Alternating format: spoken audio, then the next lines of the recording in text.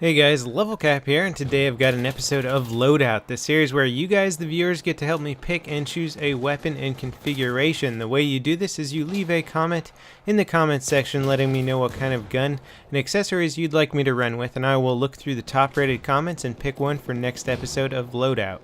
Today's top comment comes from Max Thomas 78, who suggests using the KH2002 Foregrip Silencer PKA 3.4 and the M1911 as a sidearm. I got absolutely owned by a guy using this on Damavad Peak, so I decided to message him telling them that I was going to steal his loadout. Despite the suppressor, it seems to do really well with long-range accuracy. When I am not trying to complete specific assignments, this is one of my favorite assault loadouts. Obviously, it will struggle in close range because of burst fire, but at range it helps to keep bullets on track without chewing through your ammo. Now, right off the bat, I have to find a little bit of a contradiction with this weapon setup. The suppressor is absolutely abysmal for long-range combat, yet it's being suggested to use here in a long-range situation. So you're going to stay off the mini-map and do less damage at range, two things that are not necessarily important things to have for a ranged setup. It is possible that you could be shooting at somebody far away while you have somebody close by that you're unaware of, who would then see you on the minimap and be in a perfect position to flank you or surprise you. This will still keep you off the minimap. Now, how does it fare at longer ranges even with the suppressor? I would say not bad, but not great either. Now, using the 3.4 times scope on an assault rifle is something that's pretty foreign to me in general.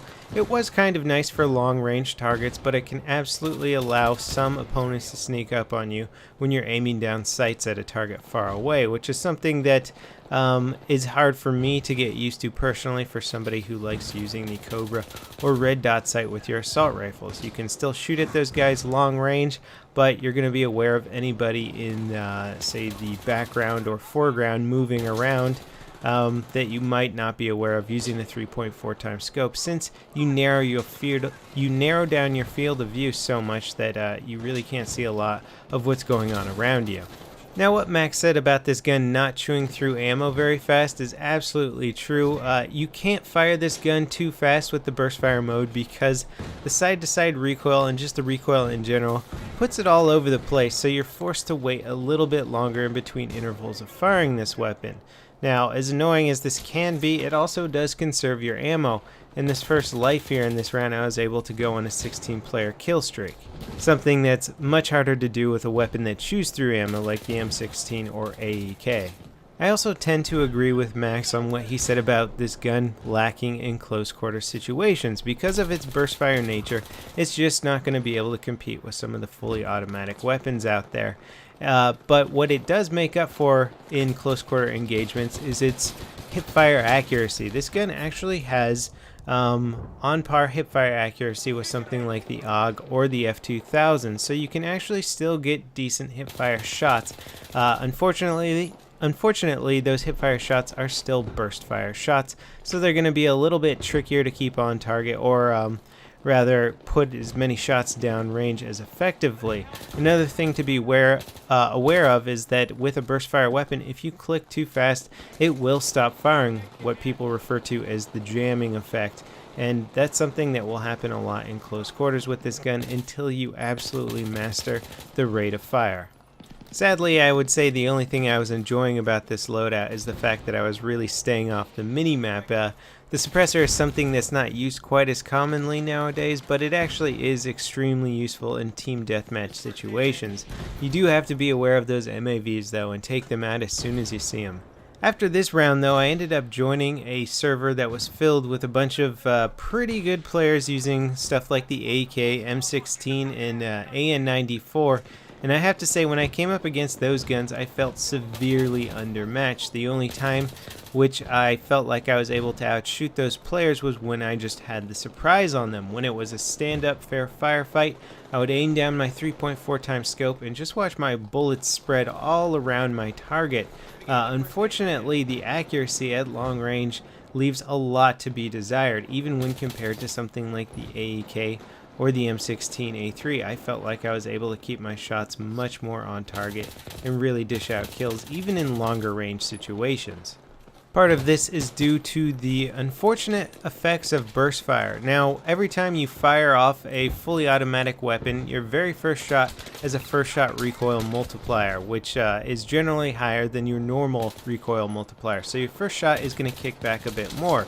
Now, with burst fire weapons, you are forced into a situation where you are literally restarting your firing sequence once every 3 shots, or once every 2 shots if it's the AN-94, but you're going to feel a bit more of an increased kickback every 3 shots then, which is something that actually hurts this gun a lot, especially at long range accuracy. Not to mention, because this gun has a fairly high side-to-side recoil, you are forced to put a foregrip on here, which we all know slightly decreases your aiming down sight accuracy. Again, something that takes away from this gun for long-range accuracy. Now, one of the most painful things about this weapon, and I know I haven't been saying a lot of good things about this gun, but I've actually been holding off on possibly one of the absolute worst features of this weapon, is the reload time. This thing has the longest reload time out of any of the assault rifles if you don't factor in the freak of nature, which is the FAMAS. Now, because this gun is a bullpup design, it rightfully has a longer reload time than other assault rifles out there. However, when you compare it to something like the AUG-A3 or the F2000, it actually has significantly longer reload time if you still have a bullet left in the chamber. And that's the hardest statistic here, is most times when I'm reloading, I still have a bullet or 2 left in the magazine. However, even when I have a bullet or 2 left in the magazine, the reload time is 2.9 seconds, which is incredibly high. When I was playing more in close quarter TDM style servers with this loadout, it wasn't the burst fire that was killing me, it was getting caught during my reload animation. This seemed to happen constantly, and it was a huge aggravation, just the guaranteed 2.9 second time to reload. And if you've run through your entire magazine, it's going to take 3.6 seconds to reload this thing, which is just abysmal. I mean, most of the times while I was reloading in close quarters, I would have to go like prone here and just hope that I could somehow get a reload in, switch to the M1911, try and save myself.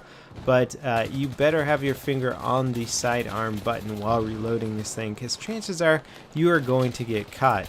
Now, although the M1911 isn't my preferred firearm in this game, sidearm in this game, it is actually quite capable, and I was having a lot of fun with it every time I was actually forced to switch to my sidearm. It's a great combination of power and accuracy, so you can really do some damage at range if you need to. So ultimately, to try and improve this loadout, I would say get rid of the 3.4, put a Cobra or something on there, and keep the foregrip and possibly put a heavy barrel on here instead. I still think that this gun needs to have some better stats applied to it before it can actually start competing with some of the better assault rifles out there. I would say absolutely lower the reload time of this thing. So I would say something more like the AUG-A3, which has a 2.5 second reload, which doesn't seem like that much faster than 2.9, but when it comes down to it, it actually is a big difference. So the reload time could be faster, and the initial recoil, the first shot recoil of this gun, if it was brought down a bit to like say 1.2 or something instead of the 1.5, which it's at right now, then you could keep your shots more on target at ranges and actually make the KH2002 a little bit more useful. So that pretty much wraps it up for this episode of Loadout. Don't forget to leave your comments letting me know what kind of weapon and accessories you'd like me to run with for next episode of Loadout. And I'll see you guys next time. This is LevelCap, signing off.